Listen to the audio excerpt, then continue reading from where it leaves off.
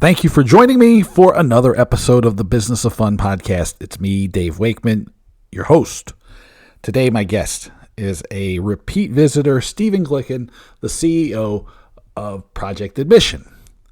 We had a great opportunity to catch up. It had been a little bit since we had a chance to talk. Project Admission has some really cool things going on, and I will tell you a little bit about that in a moment. If you are new here and you have not had the opportunity to sign up for the Talking Tickets newsletter, where have you been? You can find it at talkingtickets.substack.com. You can also find my strategy newsletter, The Business of Value, at businessofvalue.substack.com. Go to my website. It's davewakeman.com. I'm going to put together a few new things for the fall into the winter. You will find out about them there first or in the newsletter. So those are the ways to stay in touch with me. But back to Stephen. So I wanted to have Stephen on to talk about some of the exciting new things that have been going on with Project Admission. We talk about the evolution of technology. We talk about the evolution of their business. We get into a few things around partnerships that they developed.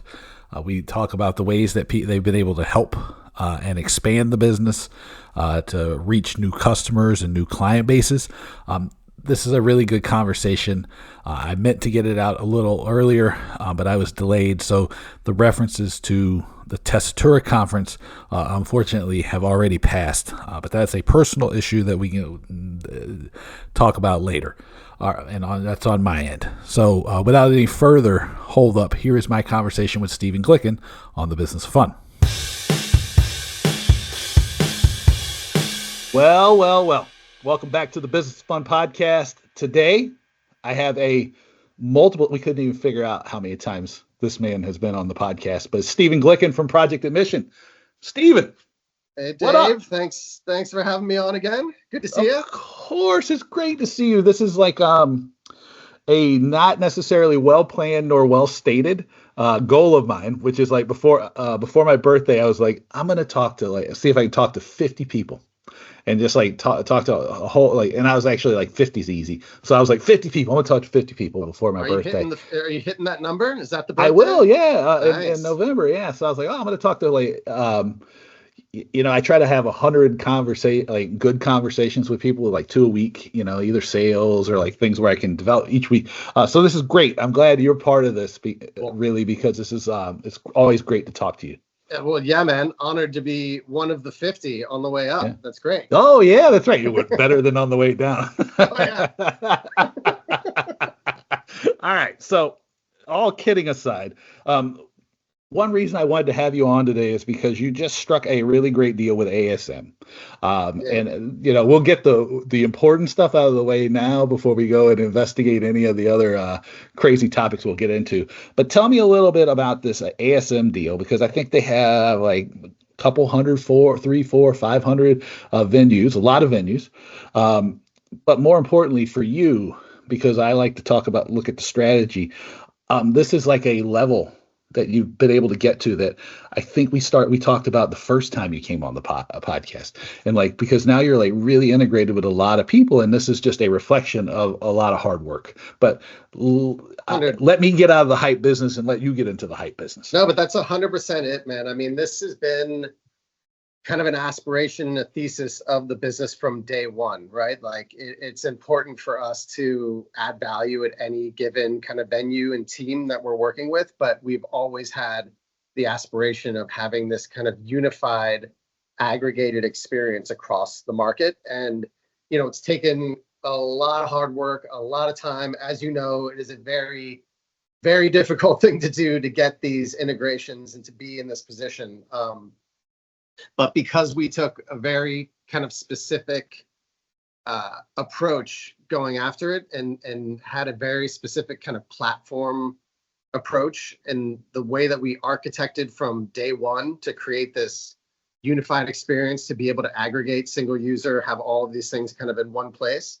And now that we've kind of tipped over that edge to get effective kind of ubiquitous coverage at the top, it's opening up a bunch of really interesting opportunities at these kind of like one-to-manys, right? That are across live events, and ASM being obviously a pretty massive one, and it's pretty exciting to be working with them, right? I mean, they're pretty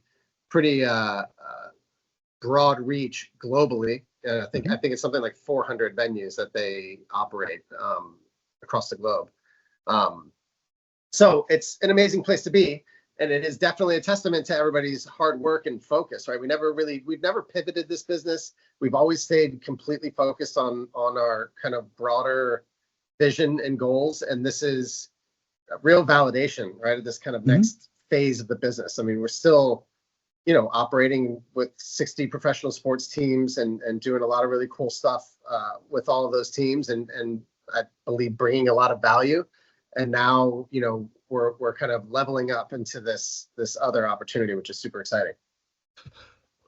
Let me ask you a question then, because I don't want to send people back to previous podcast episodes to find out something that we should tell them now. So can you define what the unified experience is for people in a way so that they can kind of get a full grasp of it? Because I think it'll probably be helpful for everybody to understand what exactly that means from your point of view.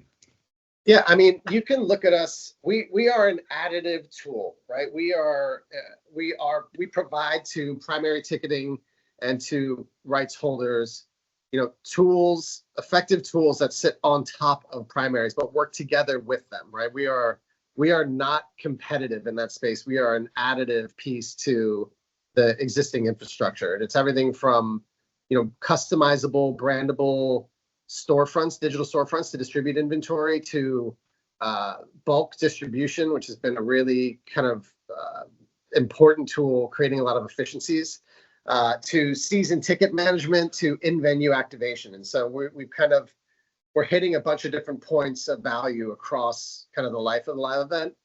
And at this point, now that it's become the aggregated experience, for a single sports team, it's a different value than it would be for an ASM, right? If you've got ASM that, let's say, they've got their 400 venues, and they are kind of our initial push with them is selling all the kind of premium and suites inventory, which is a very amazing category to be in. And we're in a lot of ways taking stuff that was sometimes never even sold online before and bringing it online, right? And it is you can imagine a pretty difficult thing to manage, right? I mean, there's a lot of venues, there's a lot of back offices, there's a lot of teams. So we are, aiming to help make that one part initially kind of more efficient. But beyond that, it starts to open up these other opportunities. I mean, something I say a lot, it's like the technology to do a lot of the things that people would want done in ticketing kind of exists, right? It's all over the place. And the problem is, like, how do you put yourself in a position to do anything about it, right? And I think that's the hard part, right? Is to navigate this space, to be a partner to everybody and add value, but in this particular case, putting things together in a way where you can start opening up new points of value. And so a big one that we've done is now, we built some dashboards, right? And these dashboards now are able to display real-time sales data across all of these venues, regardless of the ticketing back office, in one place.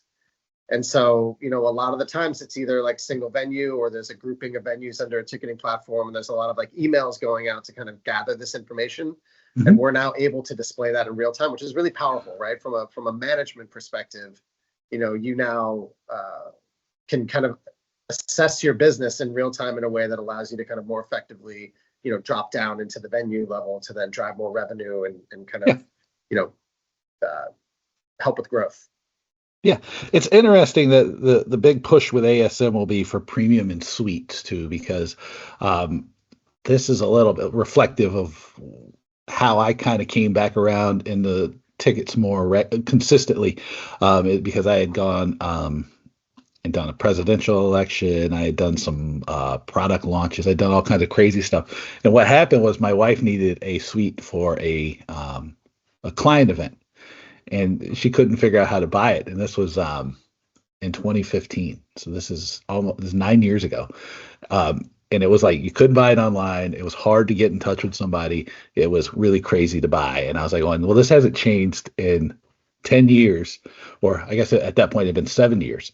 So we're still dealing with this 9 years later. So it's interesting to me that this is like the big push, because it would seem obvious, because that one-click purchase is really powerful. And there's some case studies of people on the secondary market that have success with this. So it makes sense for someone like you to come in and help people be able to do that more effectively. Yeah, I think there's a bit of a sea change also, right? I think the world now is comfortable,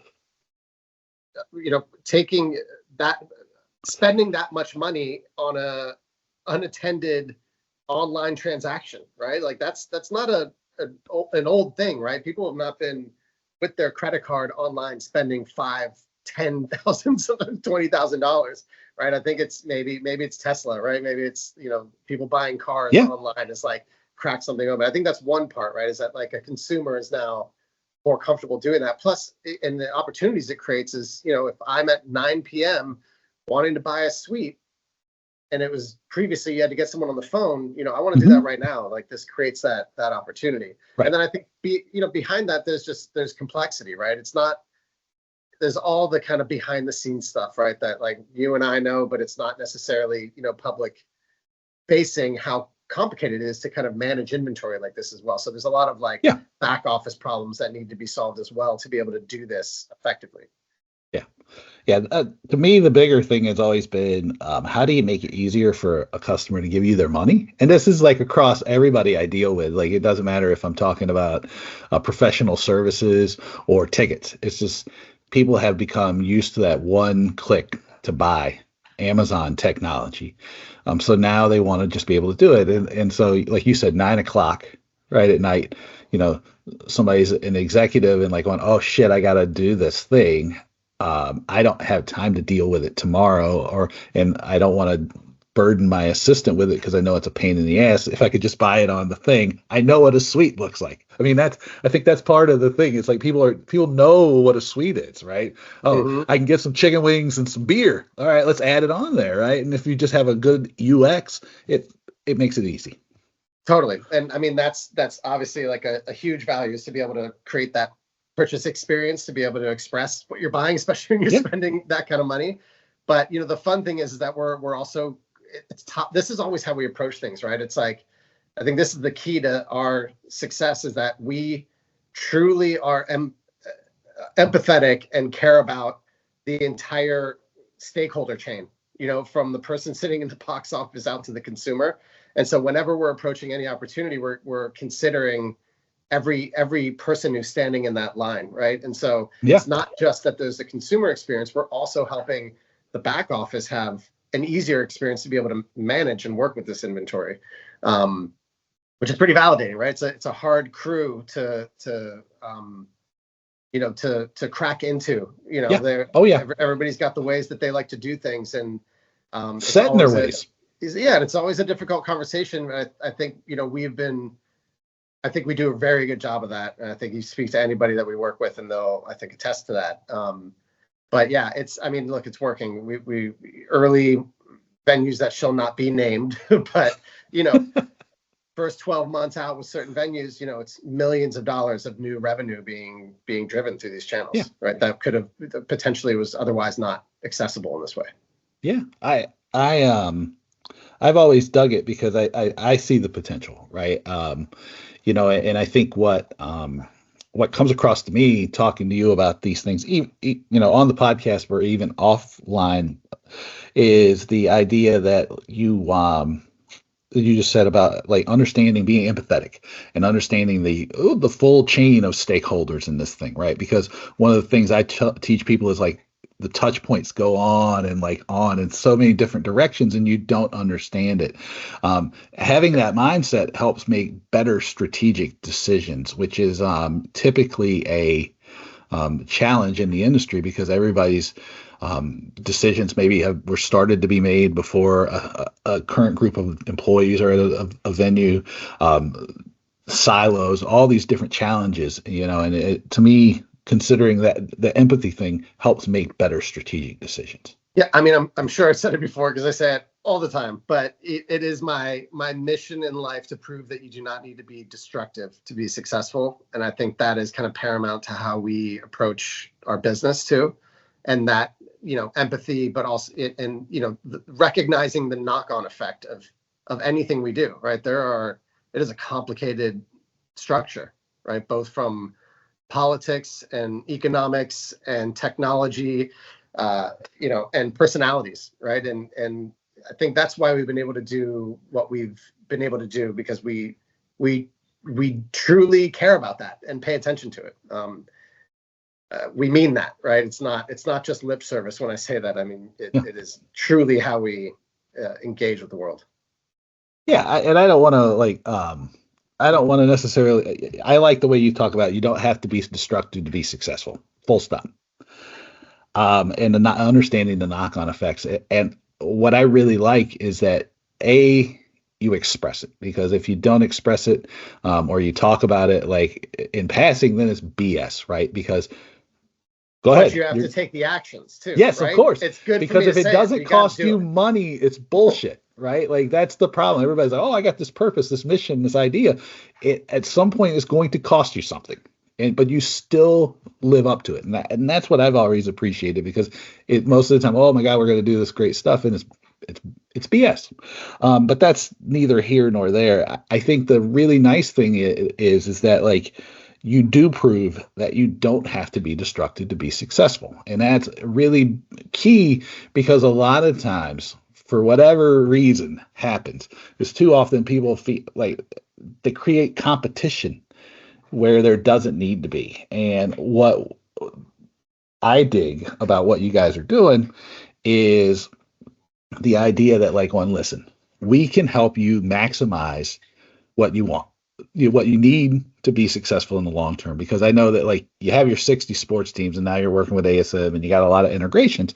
But you have also been working with, you started to integrate with Tessitura, and I think you've been working at the Wolf Trap, if I'm not mistaken, because I was saying I recognize that because I was just at the Wolf Trap to see Wilco. For somebody like these like nonprofit arts organizations, right? Like they might feel like some of the people listening might feel like they can't participate in something like this.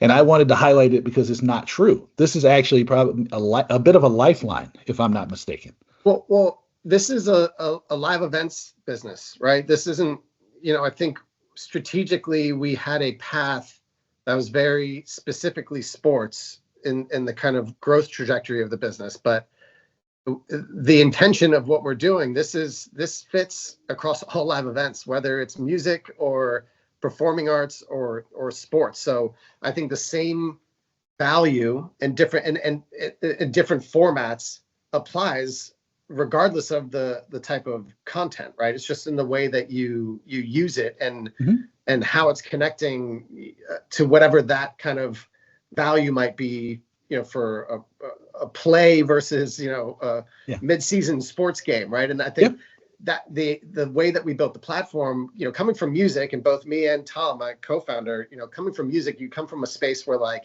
it is about like ultimate unlimited customization at all times. Like everything is got to be the only time this has ever been done.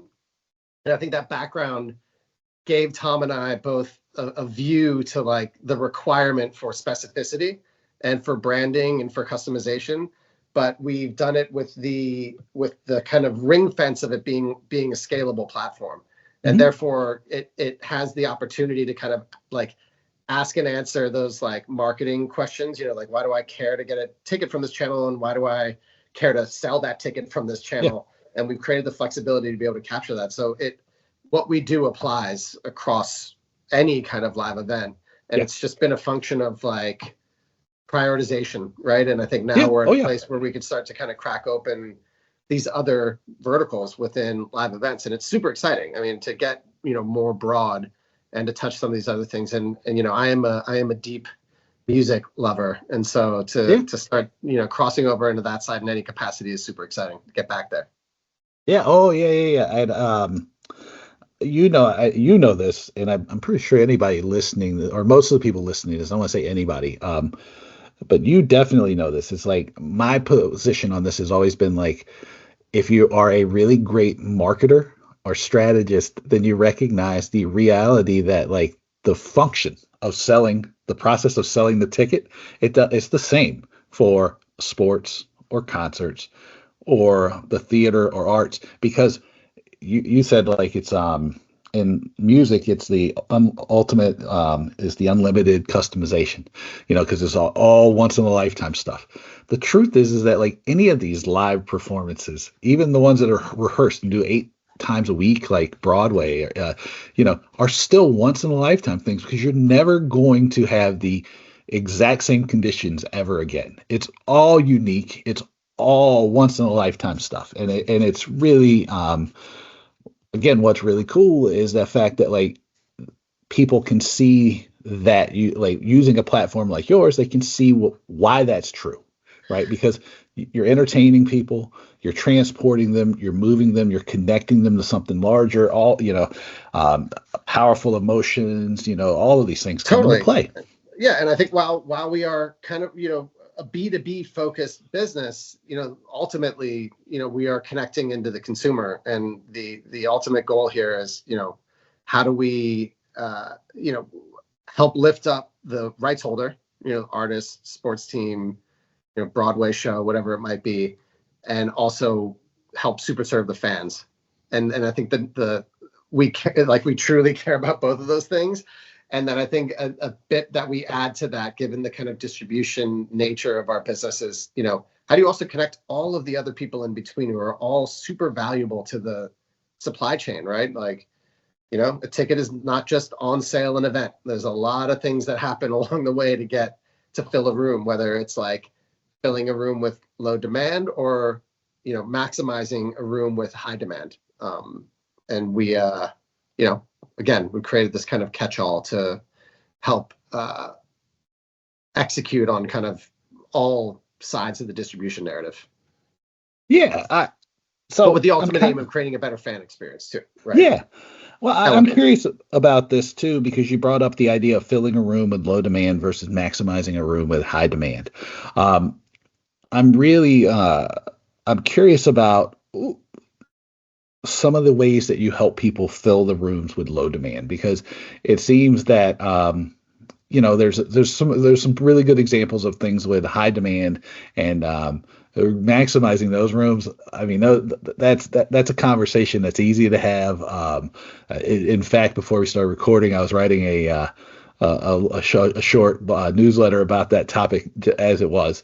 But what I think the struggle for a lot of people is after like what do they call it, the V-shaped recovery of COVID or whatever term they're using now, and all these different things, is maybe the demand has been hard to capture, or there's so much product that people don't understand how to go to the market. So how does Project Admission help people do that? Like, what are some of the ways that people have found that work, or like use you to work? Yeah, I'll say like specificity, right? And I'll say this, like, I am in no way making aspirations that we have solved the distressed inventory problem that has been the age-old problem that everybody's trying to solve. I'm not saying that we have fully cracked that. However, any incremental increase on that part of the economics is powerful, right? It's meaningful. So whether you're selling more tickets in that category or getting more butts in seats, any of that increase is super valuable for the entire ecosystem. So when I say specificity, I think it's not just us, right? And we become kind of that specific destination to wrap that specificity in. So there's a lot of companies doing interesting things around segmentation, right? And understanding fans and understanding the different kind of tiers and levels of fans. We become a very effective way to kind of have that specific marketing, that specific experience, that specific kind of narrative around that why. You always ask, why do I care? We become a good catch-all to have that marketing land on, to then effectively convert. And then there's tools to help kind of manage inventory in ways that allow kind of one-to-many ticket opportunities, right? Whether it's like a youth league or, a youth league is, I think, a pretty good example. We do a lot of stuff like in that range. But yeah, it's that customization, that ability to kind of wrap the narrative in what it is rather than just kind of a secondary brand, but rather the brands itself and whoever is kind of pushing out that narrative. I think that's what we're seeing is creating a real both value conversion and driving demand. Yeah, I mean, this is where so much of my attention, the segmentation too, is like where so much of my attention has been lately, because that seems to, even though they're great tools, it's still hard for people to wrap their heads around it. And I think part of what the challenge is that at least this is what it comes across to me, which I'll be curious what you see, is people still are a little reluctant to make some of those specific targeting decisions because they feel like they're leaving somebody out. Like they still want to too often throw the big blanket over the whole market, as opposed to feeling as comfortable as maybe they should with being super a lot more specific. Not super specific, but I don't think you know. have to do one in spite of the other. I think, with the right tools and something, that we can do is you can do both, right? It's whoever sells first wins, right? And then you allow for both that blanket and that target, right? With the ultimate aim of just making sure we've got butts and seats. Well, that would actually be the way I would tell people to do it, because if you don't, and I think where people struggle, again, I'm curious about this because I spend a lot of time trying to help people understand this and then helping them solve this, is you have to do the blanket, right? Because that's where you're driving people into the top of the funnel. But within that, it's okay to have a specific message for a specific audience. And sometimes I think I think people struggle with understanding that they do two different things. It's like the blanket will drive some sales, but that super specific thing will drive more sales. But you need both of them because they balance. But it's also moments in time, right? It's not that you do all of those things layered on top of each other necessarily day one, right? It's like, there's the cycles, right? There's the on sale, there's the middle bit, and then there's right before the event. And so I don't think that those things, again, one doesn't need to be in spite of the other. It could be just a moment in time in which you're kind of evolving into that. And like, we're with the high demand, it's a different thing, right? You don't necessarily need to do that. But for the vast majority of events, we need to do things like this and connect with, audiences in the right way, in the right time. And there's also a lot of decisions to be made relative to economics in those times and how you want to be able to move it. And so, I think people are getting better at it. I think that there is a focus on it. We just want to be a helpful tool in that moment. Yeah. Oh yeah. No, and I don't mean to put you on the spot about any of this. It's just like to me, it's an interesting thing because, again, I'm just trying to get better at teaching people about it, because I tell the people that the blanket, right? You have to throw the blanket over. It needs to be there all the time, right? The sales activations are much more time sensitive, right? Because on sale and like closer to the show, you're going to do a better job of seeing return on investment on those things. But you need that blanket because in the middle, there's like this fallow period where people may be like not thinking of things. But that doesn't mean you're focused on maybe one specific show. It's maybe the whole litany of shows. And just like explaining that, I don't think I can explain that often enough right now, because like you said, people are getting better at it, but there's still a lot of room because, again, it's not taught. Right. This is like a new way of approaching ticket sales for a lot of people. Yeah. I mean, you think you said it before, right? Like, I think there are a lot of ways in which people are used to doing things, and it takes a moment, and it takes validation, and it takes proof, right, for these things to evolve. But again, I think the world, look, I think when we first spoke, and this is not necessarily a topic that we are at Project Admission fully focused on, but when we first spoke about like the idea of like years ago distribution and how these marketplaces are being used and these tools in between are being used for pricing and for distribution. That was like a pocket topic back then, right? It wasn't it was like general, like understood way of doing things. And I think we've seen over the past 5 years now, like that's changed drastically, right? I think those tools are evolving and people are using more of these tools and people are starting to understand that there's more out there. And it's tricky, right? Because of just the way that the infrastructure is set up. It's a very, very tricky game. And obviously sports is very different than music and as it relates to that. Oh yeah. There's and then the arts and the theaters and all those are like an entirely different thing altogether. But it's interesting because it's, again, I would not, open distribution was like a thing that like you'd hear about, but people weren't like, what the hell do you mean by open distribution?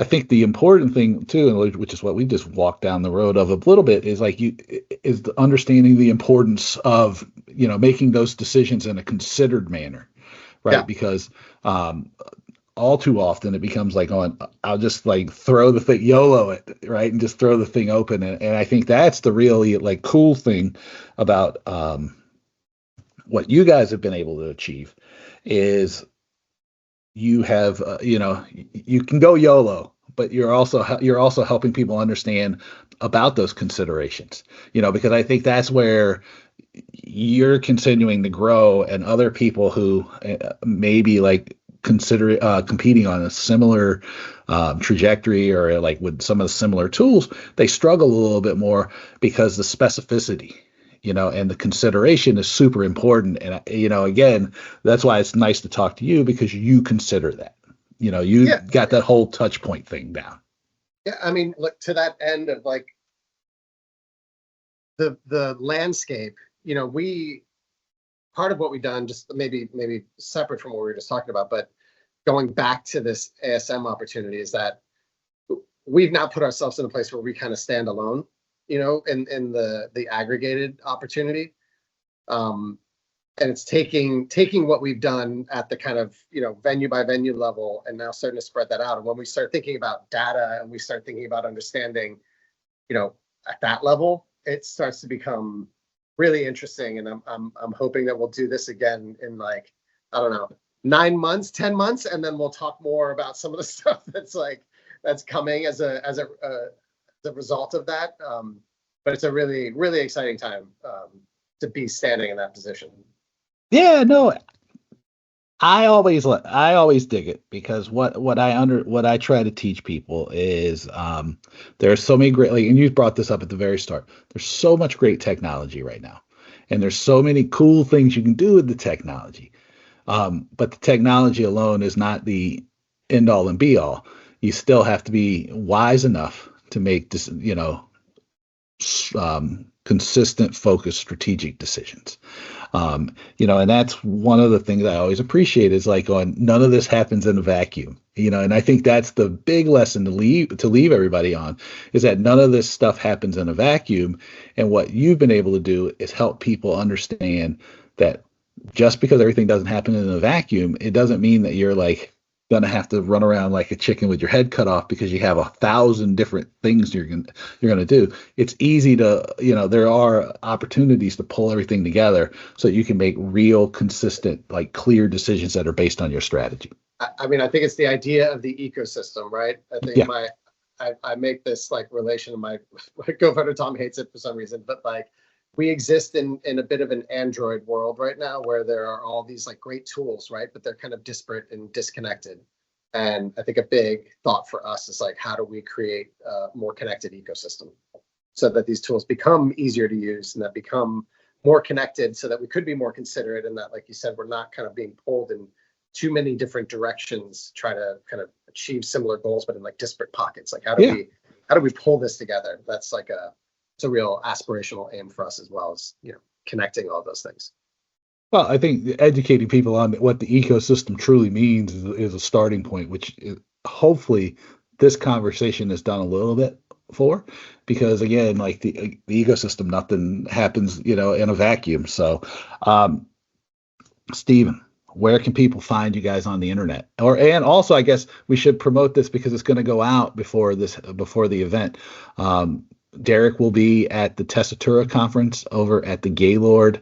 I don't know if it's called the Gaylord National Harbor in Maryland, which is just across the water from DC. He will indeed. I think Josh Barron might be there as well. Okay. So yeah, we'll have some people over there. I unfortunately won't be able to make it out. Yeah, I mean, you can go to projectadmission.com if you want to look at some stuff, but we are a back office tool typically, right? So the discovery of where we are is more kind of specific to the content that we're working with. So we are not a consumer brand. Right. Well, but there's some info there you can check out. Yeah, I was gonna say most of the people who are listening are not consumer. they're B2B too, so it's fine. All right, awesome, man. I appreciate you doing this. Yeah, no, great. It's always fun talking with you, man. I appreciate you having me on. Yeah, absolutely. Let me know what you thought of the conversation I just had with Stephen Glicken by sending me an email. It's my name, Dave@DaveWakeman.com. Check out my website, DaveWakeman.com. Like I mentioned, there will be a few new things going up there. That'll be one of the better ways to find out what's up.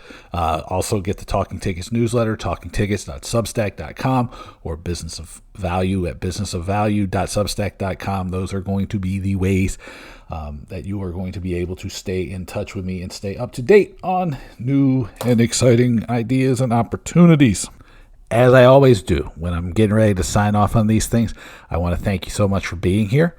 If you have enjoyed this conversation, which if you made it this far into it, I know you have, do me a favor, share the podcast with a colleague or a friend or someone who would benefit from conversations like the one I just had with Stephen, Michael and David from SecuTix, the one I'm going to release in the next few days with Angela Maleka. All the great conversations I've had over the years, a lot of them still carry some usefulness and the utility. So it's great. Send them the link to the archives even. And rate and review. All of these things help the podcast continue to reach the audience that can use it. It helps me get guests like Stephen, Angela, Michael, and David. And it's a great way to show your love. So thank you so much. So rate, review, share all your favorite podcast platforms. You know the drill. But thank you for being here. I'll talk to you soon. Take it easy.